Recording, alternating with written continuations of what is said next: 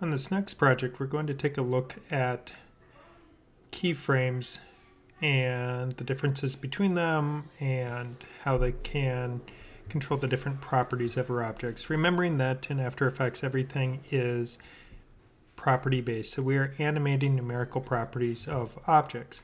So first thing that we're going to look at is temporal keyframes. And temporal keyframes are different than spatial keyframes, and we'll see that momentarily. So on this object, I'm going to pull up the rotation property by hitting R, and then if I click on the stopwatch, it inserts a keyframe. We can see that keyframe's been entered in. Now, if I move out to 2 seconds and I want to insert a new keyframe, we'll see with rotation we have an option of how many rotations plus how many degrees. So at this point, if I just type in 90, we will see that it moved exactly 90 degrees, so then that's a pretty slow rotation. But if we change the first number to a 1, then at that point we're going to see that there's a lot more rotation going on, so we go a full 360 plus an additional 90 as part of it. But when I look at these keyframes, I can see keyframes are occurring down here, and I can see my object is in place here. So this is a little bit different than spatial keyframes. Now, if I want to look at spatial keyframes here on this next layer with the lavender colored layer, I am going to hit P to pull up my position properties. I'm going to then click to add in a keyframe by turning on the stopwatch. Now I'll move out to 2 seconds here, and I'm going to take my object and I am going to change its X position on the screen. To change the X position, I could drag the object, but I want it to stay perfectly horizontal for the time being, so I am now going to just pull and slide this out. Now, one thing I'll notice that is happening is I can see a series of dots here that are starting to represent the frames as we move along time. So at this point I moved it out at 2 seconds, and we will see that I went to, and I'm going to just type in a number so I can make it the same on the next layer, and I'll say 1620. Now I'll do the same thing to this layer. I'll hit P for a position. I'll click the stopwatch. I'm going to undo that. I'm going to go back here, and now I'll click the stopwatch to insert my starting keyframe, and then I will move out to 2 seconds in time, and I will once again type in my 1620 so that they're now both moving the same. Now, this type of animation, when we look at it, is of a fixed velocity. That is, the moment the object starts moving, it's moving at the same rate all the way through until the object comes to rest. So there is no natural quality to this type of movement. This type of movement is very mechanical because a machine gets up to speed very quickly and maintains that exactly, where organic or more natural motion, we have to accelerate up to our maximum velocity and then decelerate. And because we don't see that happening, we're immediately now moving at full speed, it's a little bit less than convincing. So to show you the difference on how that looks, what I can do is I can go and click on my position layer here, and then if I right click, we will see we have an option for Keyframe Assistant. And what I can do under Keyframe Assistant, I will choose Easy Ease. So once again, I got to that by clicking on my position properties, then I right click, Keyframe Assistant, Easy Ease. Now my keyframes have changed their appearance. They're no longer diamonds, but they have now this almost stopwatch type of look to them. And now you can see how it starts slower, gets up to speed, and then it ends faster. Now I'm going to shorten out the duration of my project here so I can set this on loop so it's a little bit easier to talk about and see what is happening. I have a loop going on in my playback preview up here.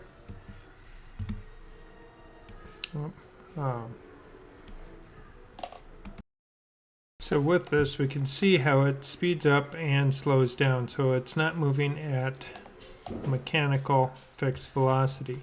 but it still takes the identical amount of time to get there. So when it does that, it almost appears it's moving faster once it gets moving, because then it has to both speed up and slow down. Now something interesting will happen if I look at it, and if I look at this layer here, I will see zoomed in how the dots as they move across are consistent, but then when it starts slowing down, we can see the dots get closer and closer and closer and closer together until it comes to its endpoint. And now if we look at the other layer, or we'll look at both this time, we will see that on the no ease layer, all the dots are evenly spaced apart. Where with easing, we can see how the dots are further apart in the middle, indicating that we are covering more distance per frame. And then as we start slowing down, the amount of distance covered per frame changes. Now, each one of those dots does correspond as we move through. We can see how we are moving, and that dot corresponds to the anchor point of my layer. So these are spatial keyframes because we are moving through space, and we can see as then we move across time how that is represented. Temporal keyframes, we don't have that. We're just changing those properties, so they behave a little bit different. Now something else when we're working with our spatial keyframes, this dot, you may have noticed this brighter dot, and what that dot is that is a handle, because this path that we are moving on is a vector path or a Bezier path. And what that means is we are able to construct that, grabbed the wrong point. So I can now change that path. I can change the curvature of it. I can change the shape of it. So we can even add points to that path, or we can draw a custom path that we want the object to follow. So we have a lot of flexibility while we work with this. So I can pull those handles to adjust that. So now if we watch, we will see how the objects are following, and we'll select both layers so you can see the path while they animate. You can see how the objects are moving along those paths.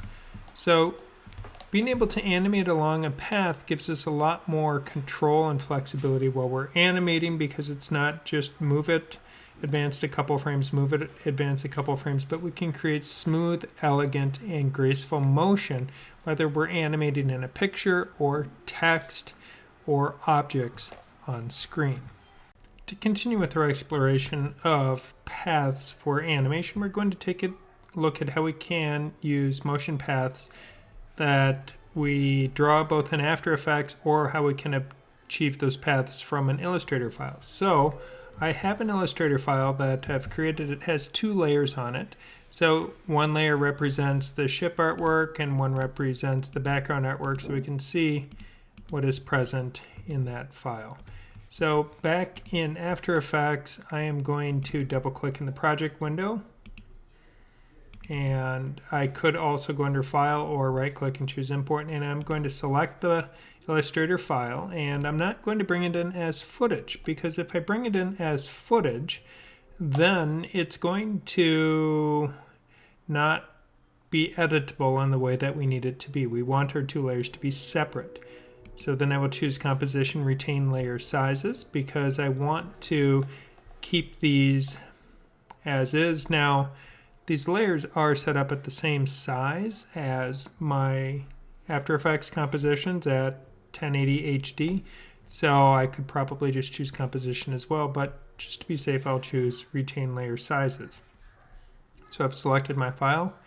I will let it automatically create a comp for me, hit OK, and now it brings it in. So now if I go into this comp, we will see that I have my ship layer and my background layer there ready to work with. So I can turn off the ship, I can turn off the background. So what we can do to animate this is we can create a path the same way that I could draw a path in Illustrator. And to do that path, as I'm going to draw it, I'm going to zoom out just a little bit so I can start off screen with my path and end off screen with my path. And this is where a slightly larger monitor would be fantastic, but since I don't have one, yeah, we'll make do. I'm just going to zoom it in, and we'll just leave it there for now. So with the background layer selected, I am going to click on the pen tool, and I'm going to start off of the screen here. So I'm using the pen tool, not the selection. And the way the pen tool works is I am drawing a Bezier path. So I'm drawing a vector path, so it's a line that has handles that I can manipulate, just like the motion paths we saw. With the pen tool, I'm going to click, and now if I click and drag, it inserts handles.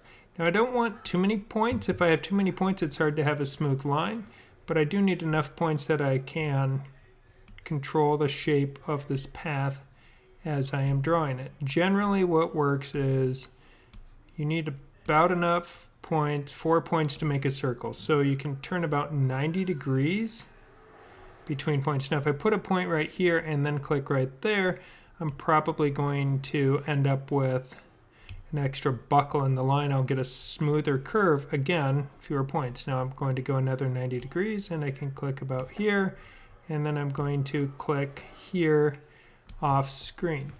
Now after I have drawn my points, if I put my cursor over any existing point that I have drawn, I can move it, or I can manipulate the handles that are associated with that point to adjust its curvature until I'm happy with the line as it shows up on screen.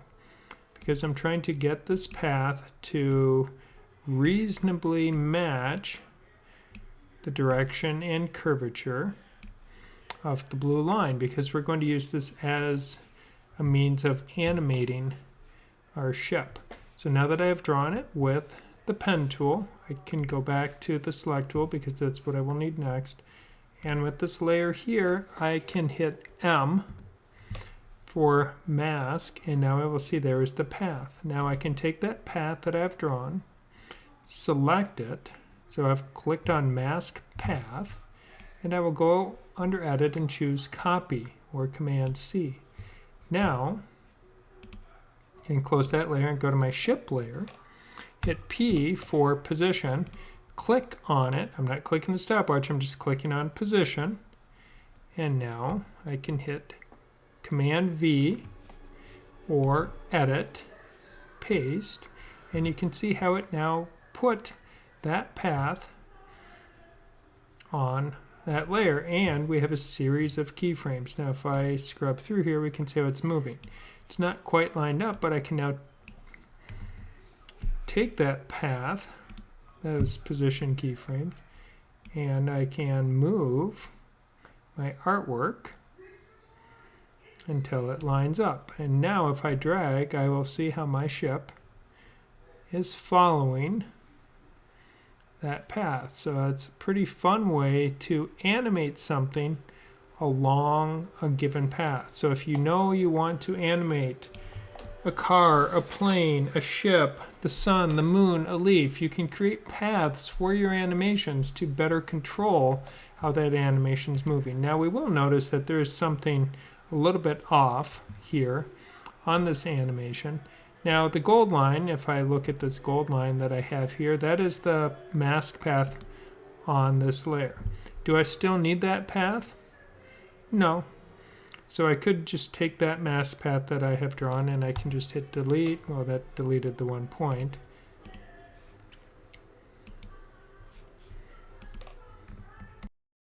I click not on mask one, but actually on all the masks, and then just hit delete, and it goes away because I don't need it anymore. We just drew it on that layer, so it was there. But we can see how we're not really following the path because I'm staying oriented in an upright manner. But if I want this ship to rotate as it moves along the path, what I can do, and this is where it's really neat, is I can now take this ship as it's animating along this position path, and we can go under layer and choose transform, and we'll see there's an option for auto orient. Now when I choose that, I can say orient along path, okay, and now we can see it's rotating but not really in the direction I want, because we can see that I need to rotate this object about 90 degrees. So with the ship layer active, if I hit R, that pulls up rotation. Now we know it's not a full 360, so I don't do the first, but I'm now doing the additional degrees beyond it, and I can just click and drag until we're oriented along the path. And I'll zoom in so it's easier to see. And we can see that looks pretty close. So we'll be right about in here. And now our ship is not only following the path, but it's rotating along the path, which is really cool. So that's some of the neat things that we can do when we're working with paths. Now something else, going back into our original comp here that we looked at with these objects. There's a few other items that I want to look at. So we do have down at the bottom where it says toggle switches and modes. Now we can see here I'm looking at modes, and these are layer blending modes, so we can play with those. That's not going to matter much when we have artwork over black, but sometimes this is the view you're going to see. But if we switch and choose toggle switches and modes, so now I don't see my layer blending mode options, but I have these options. One thing that I do have access to, if I click on a layer, this icon right here, these little circles, we can see the repeating circles, and that is going to give me, when the key tip or the tool tip comes up, motion blur. So now if I turn that on and we move through the timeline, we'll see how it's putting a little bit of blur on that object. The faster it moves, the more blur it puts on that object. So if we put that on our temporal keyframes, we'll see how motion blur on, motion blur off. So we get that little bit of blurring at the edges, which sometimes putting in that motion blur is a way to get our movement. Now it had to think about that. Now if we compare the no ease and no motion blur, it almost has a strobing effect as it's moving, compared to the one with motion blur. That little bit of blur will sometimes smooth out the motion, making it appear, yet again, a little bit more realistic. So that's another thing to keep in mind while we're working. If I go back to this one right here, we go to the ship, and just turn on motion blur for the ship as well, we can see how it really creates. I mean, this is fantastic where it's creating these smear-like movements, and it makes it even more natural.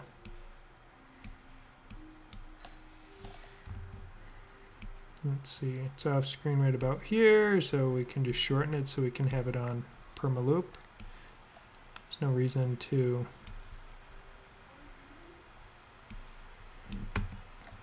so motion blur on, motion blur off. So you can see with motion blur off, it's very sharp and it has this strobish effect. We turn that on and suddenly it feels really fast. So doing this allows us to create more dynamic qualities and engaging qualities in our animations. Now, one thing that can make our animation nice is we can have a little bit of audio added with it, and since audio is going to feature into the project that we're going to be working on for the next couple weeks, it would make sense to learn a little bit about how to bring audio into the project. So I have a simple MP3 file, and we could use MP3s, we can use WAV files, AIF files, so we have lots of options while we're working to bring it in. And if I bring that in, and I didn't need the make a comp out of it selected, that was, forgot to deselect that. So I'm going to go back into this comp here, and I really do like how that motion blur adds so much richness to the animation. As you can see, it just makes it seem fast, and that's going to fit with the audio that I've chosen here. So I've chosen this raving audio music, And when you go to playback your audio, you need to make sure that you have it turned on playback. So under preview, you can select that. But also you will very likely need to go under your After Effects preferences and then choose audio hardware. And under audio hardware, you will need to then find what output you want to choose. So I need to choose, and as you can see, I have a lot of options available to me at the moment. So if I choose my built-in output, yeah, okay, I changed it. But you can see all these different options are available to me, and I need to choose the one that fits with what my current listening situation is, and then I can hit OK. And now when I hit the play bar,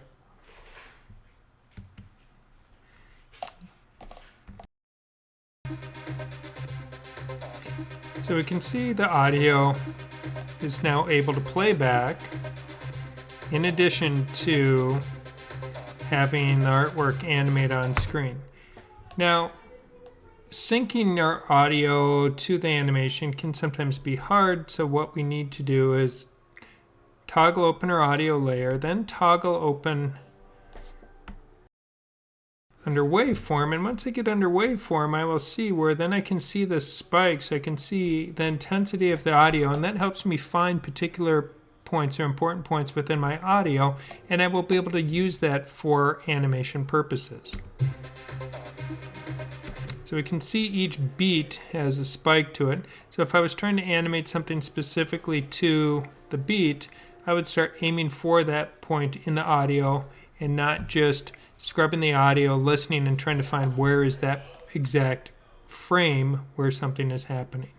So once we bring our audio in, we animate all our layers and everything is good. At that point, then we will once again go under File and choose Export, add to Adobe Media Encoder Q, and then export with our Vimeo or YouTube 1080 HD preset under the H.264 compression algorithm. Have fun. Good luck.